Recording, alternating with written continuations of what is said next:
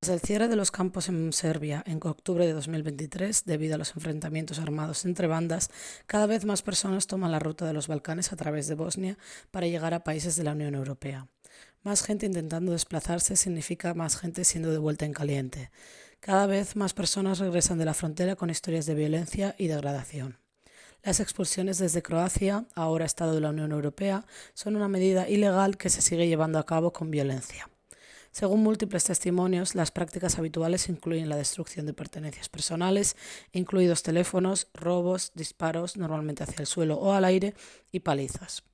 La gente cuenta que les obligan a permanecer de pie en el río helado que marca la frontera natural entre Bosnia y Croacia. Después, su única salida del bosque, o selva como lo llaman algunos, es una larga caminata de regreso al territorio bosnio, con la ropa y los zapatos aún empapados.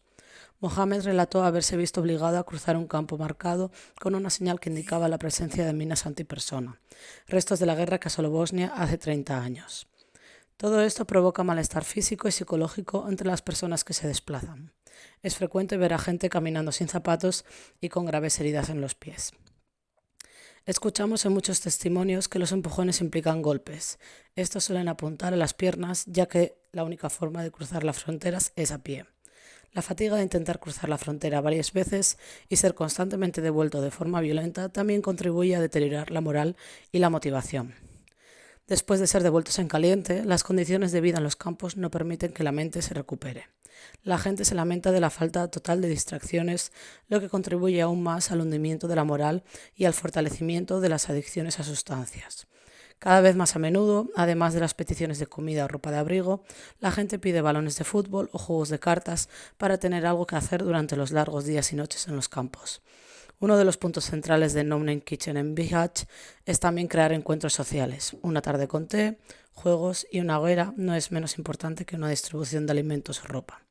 Estos espacios permiten a las personas voluntarias y a las personas en movimiento compartir momentos de ligereza entre la brutalidad de la ruta. Se crea un momento de comunicación fundamental para comprender realmente los diversos orígenes de las personas que encontramos. Esto es lo que dijo R sobre por qué dejó Sierra Leona y sobre su sexta devolución en caliente desde Croacia a Bosnia. Huí de mi país, Sierra Leona, por culpa de una sociedad secreta. Mi madre era una líder de esa sociedad secreta, llamada Sowey, una mujer que circuncidaba a las mujeres. Cuando falleció me dijeron que tenía que ocupar su puesto. Como cristiana, esto no es bueno, porque esa sociedad es malvada, porque lo que hacen dentro es manipulación y hacen sufrir mucho a las mujeres. Los Sowey te golpearán, te harán muchas cosas malas en el monte. Estarás en el monte a veces 1, 2, 3, 4 años. Así que el día que murió mi madre, ese mismo día, esa misma noche vinieron a por mí. Me llevaron al monte y fue muy, muy doloroso. Sufrí mucho. Tengo la prueba en mi cuerpo. En el monte escapé, alguien me ayudó. Así que escapé de allí e intenté llegar hasta aquí. R describe la difícil experiencia que vivió cuando la policía croata le hizo retroceder hasta Bosnia en mitad de la noche. Cuando nos hicieron retroceder, llamamos a un taxi. 2 taxis porque éramos muchos. Les dijimos que íbamos a Bihać, al campo de Borići. Dijeron que de acuerdo. Dijeron 50 euros. Ese era el último dinero que tenía en la mano. Luego dijeron que debíamos pagar antes de entrar al taxi. Pagamos 450 euros. Cuando llegamos al bosque, dejaron al otro grupo. Dijeron que nos dejarían en medio del bosque. Ni siquiera sabemos dónde estamos. Estábamos como entre Serbia y Bosnia. Muy lejos nos dejaron. Huyeron. Esos taxistas huyeron y nos dejaron ahí.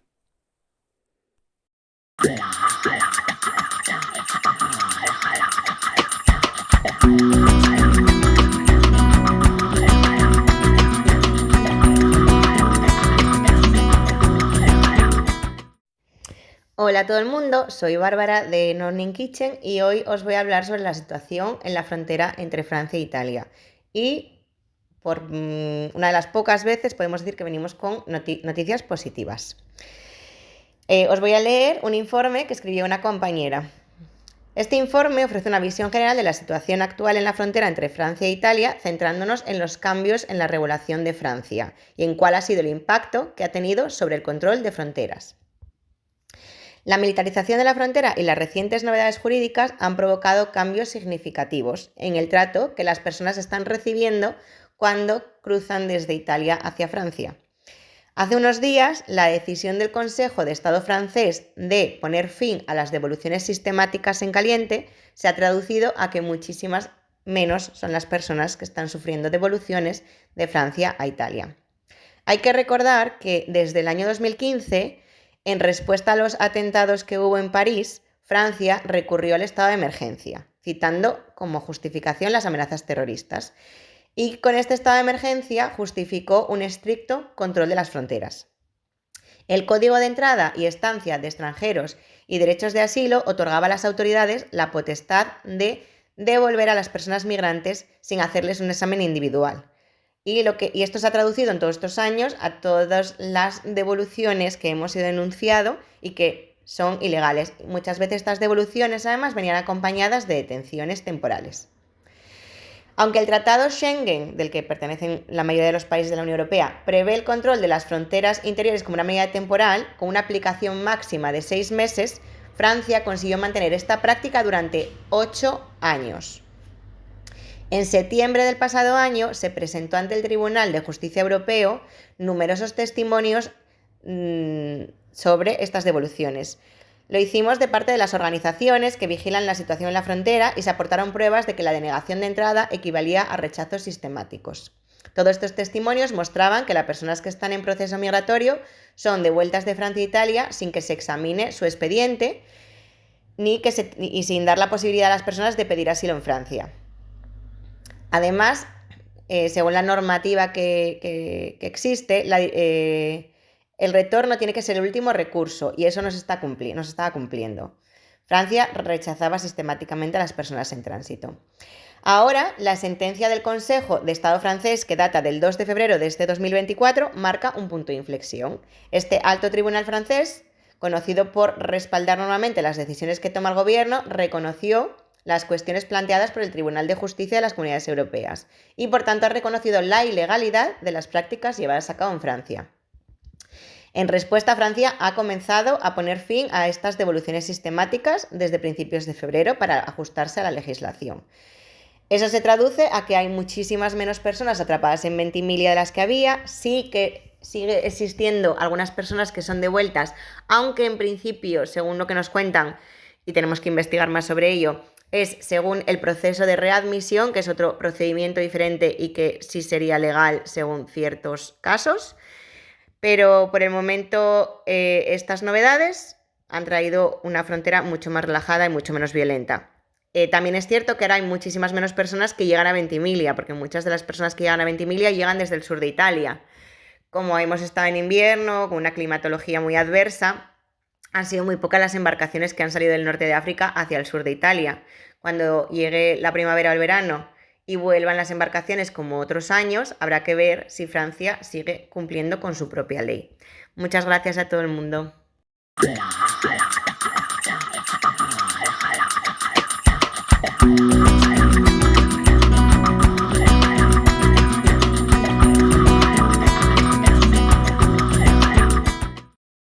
A comienzos de febrero, en un solo día, la cifra de personas llegadas en plena borrasca Carlota a nado se acercaba a los 70, de los que prácticamente la mitad fueron menores de edad. Además, en el último fin de semana de febrero, casi 100 personas han llegado a las orillas de Ceuta nadando desde Marruecos y en las últimas horas otras 70. Cuando hay mala mar, las personas corren más riesgos de ahogarse, pero es más difícil que las autoridades las vean y que las tecnologías de vigilancia las detecten. Esto se traduce a que las personas tienen más miedo a las autoridades que al mar durante una borrasca. Las políticas migratorias, de hecho, se centran en endurecer las fronteras para dificultar todavía más la entrada de personas a Europa. Pero las cifras hablan y la voluntad de salir de tu propio país para vivir una vida mejor no se puede parar cerrando las fronteras. Al contrario, lo que ocurre con las fronteras cerradas es que provoca la muerte y desaparición de muchísimas personas. MS, un chico que recientemente llegado a nado, nos ha contado que mientras nadaba se encontró con la muerte. Me ha dado otra oportunidad, dijo. Pero una vez que uno consigue llegar a la costa sin haber sido captado o devuelto en caliente por la policía, uno no está seguro de poder evitar la violencia de los agentes de la policía. MS nos cuenta que una vez llegado a la orilla de la playa de la Almadraba de Ceuta, la Guardia Civil lo vio y empezó a perseguirle para intentar devolverlo a Marruecos. Las devoluciones en caliente, aunque en la mayor parte de los casos son ilegales, siguen produciéndose en las costas españolas, violando así los derechos humanos y los derechos de acogida. MS es uno más de los que han conseguido llegar a Ceuta estos días. Ha conseguido escapar de Marruecos lanzándose al mar, ha conseguido nadar y llegar y escapar de las autoridades que querían devolverle. Estas ya son un montón de barreras que no han hecho más que empezar. Porque las fronteras no están solo en la valla, sino en las instituciones, en la administración pública, y en los trabajos sin contrato, y en las tiendas de las que los echan y en los lugares donde no dejan a la gente entrar por el color de la piel. Vemos en los medios de comunicación de Ceuta cómo hablan del trabajo de rescate de las autoridades españolas, sin informar en absoluto de lo que ocurre con las personas a las que saca la Guardia Civil del agua tras su detención. Entonces en Ceuta las fronteras existen de una manera tan visible como invisible y las personas en movimiento la viven diariamente en su piel, siendo forzados a quedarse aquí por meses o años, esperando documentos necesarios para poder llegar a la península en ferry. Se escucha hablar mucho de crisis migratoria, aunque es tangible que la crisis se encuentra en realidad en otro sitio. La indiferencia de las autoridades y de las políticas migratorias frente a la vida de personas menores y adultas es la verdadera crisis, la misma que provoca la ilegalidad de cruzar las fronteras sin tener papeles. Desde el comienzo de 2024, más de 200 personas han conseguido llegar a Ceuta a nado. Sin embargo, desconocemos las cifras de cuántas han muerto en el intento. Desconocemos las cifras de las familias que denuncian las desapariciones de sus hijos en nuestras playas. Desconocemos las cifras de las que son devueltas en caliente. Y desconocemos estas cifras porque a los responsables de las mismas no les interesa conocerlas.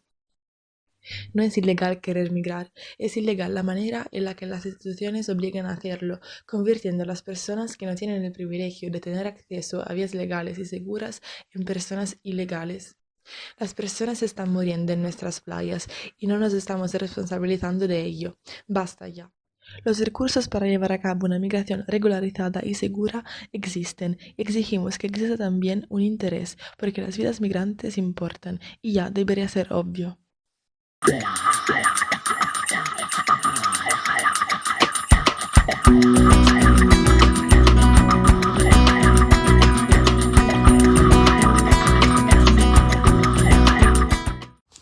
Después de un tiempo de pausa, el nuevo equipo de voluntarias de Solidary Wheels comienza a llegar a Melilla, habiendo actualmente 2 personas en terreno. Es momento de hacer rutas e ir conociendo la ciudad y su contexto para evaluar los cambios que ha habido en las últimas semanas y también para detectar posibles nuevas necesidades y demandas. Al mismo tiempo, estamos valorando nuestra participación en nuevos espacios y en la creación de otros proyectos e iniciativas. A continuación, nos gustaría detallar una situación sucedida el mes pasado en la isla de Alborán, un islote español ubicado en la parte occidental del mar Mediterráneo, a unos 55 kilómetros al norte de la costa de Marruecos y 85 kilómetros al sur de la provincia de Almería, en España. Según informes policiales y medios de comunicación, el fin de semana del 25 de febrero de 2024, alrededor de 200 personas llegaron al islote procedentes de Marruecos. Estas personas se encuentran en condiciones de extrema precariedad debido a la falta de recursos en el lugar para brindarles la atención necesaria.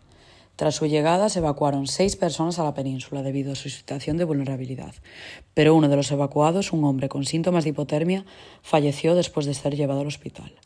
El resto de las personas quedaron atrapadas en el islote, enfrentando condiciones difíciles y riesgos para su salud y su seguridad. El 28 de febrero se planificó iniciar las labores de traslado de las personas atrapadas en el islote, pero la Guardia Civil informó que las condiciones meteorológicas y del mar no permitían llevar a cabo estas operaciones de manera segura. Finalmente, el 1 de marzo comenzaron las labores de traslado coordinadas por la Guardia Civil y Salvamento Marítimo, pero la evacuación se ha llevado a cabo de manera escalonada. Es el 4 de marzo cuando la Guardia Civil da por finalizado el traslado. 198 personas fueron trasladadas a los CATE de Almería y Motril. Algunas personas han llegado a estar 10 días en la isla sin una atención adecuada. Esta semana la ministra de Defensa ha acudido a la isla, considera que esta se ha convertido en una prioridad y se ha comprometido a la instalación de nuevos sistemas de seguridad y acceso. La situación que se vive en la isla de Alborán es preocupante y creemos que es fundamental abordar las causas subyacentes de esta situación. Es importante entender que lo que está sucediendo en el islote de Alborán es el resultado de políticas fallidas de la Unión Europea en materia de migración y fronteras. Por un lado, la falta de vías legales y seguras para que las personas puedan buscar protección y oportunidades en Europa y, por otro, la política de externalización de fronteras que dificulta aún más el acceso a la protección son dos de las principales causas de esta tragedia. Las vías seguras y legales para migrar son rutas y procedimientos establecidos por los Estados para garantizar una migración regular y segura, protegiendo los derechos humanos y evitando los peligros de la migración irregular. Sin embargo, en la actualidad, muchas personas se ven obligadas a recurrir a rutas peligrosas y arriesgadas debido a la falta de vías seguras y legales para migrar. Esto se debe en gran parte a las políticas restrictivas de los Estados receptores, que limitan el acceso a los visados y otras formas de protección. La externalización de fronteras es una estrategia utilizada por la Unión Europea para controlar y contener los flujos migratorios al delegar la responsabilidad de la vigilancia de sus fronteras a países terceros, como Marruecos. Esta práctica se ha llevado a cabo a través de acuerdos bilaterales y programas de cooperación, en los que la Unión Europea proporciona fondos y recursos a estos países para que refuercen sus controles fronterizos y eviten que las personas migrantes lleguen a territorio europeo. Como resultado, las personas migrantes se ven obligadas a recurrir a rutas cada vez más peligrosas y arriesgadas para intentar llegar a Europa en busca de seguridad y oportunidades. Estas rutas suelen involucrar travesías marítimas a través del Mediterráneo, donde las condiciones climáticas y las precarias embarcaciones utilizadas aumentan significativamente el riesgo de naufragios y pérdidas de vidas humanas. Es importante recalcar que esta situación no se trata de un hecho aislado y que estas muertes no son las únicas que se han registrado este mes. Migrar no debería costarle la vida a nadie.